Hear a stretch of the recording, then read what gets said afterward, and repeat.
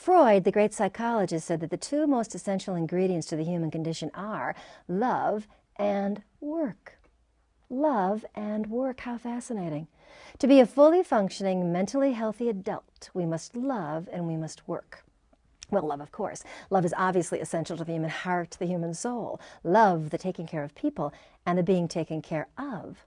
Love is an ongoing process, a bit nebulous, hard to measure, but clearly essential. Well, then he said we have to work. Well, Freud wasn't talking about a paying job. He was referring to another essential human behavior, but something very different than love. He was talking about the accomplishment of a measurable task. You start something, you finish it, and then you can measure the results. Love versus work, or people versus task. Now here's where a bit of gender savvy would be helpful. Because through the ages, who do you suppose was most concerned with love? Men or women? Women, or at least the female culture. So let's look at the female culture, knowing that we can't apply these generalizations to every individual woman. That said, what is the most female thing a woman can do? Well, that's right. Have a baby. Now, you just can't have a baby and drop it in the road. You got to pick it up and take care of it forever. So the second aspect of the female culture is nurturing. Not that some men don't nurture, but is it expected that all women do? And you really can't take care of that baby by yourself. So the third aspect of the female culture is the forming and maintaining of relationships, a very female focus. The female culture is life-giving, life-sustaining, taking care of people, love. And woe to the woman who doesn't nurture. We're not comfortable with her. We even have special names for her, don't we? Well, what's the complete opposite of giving birth? Killing. And who in our society is expected to be able to kill? Men or women? Men.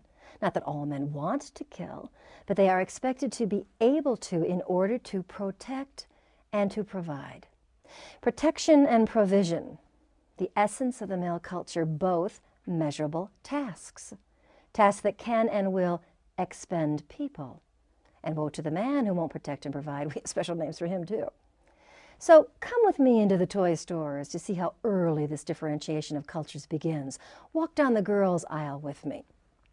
What colors do you see? Pink. Pastel colors, which gives little girls the impression the world is all about love.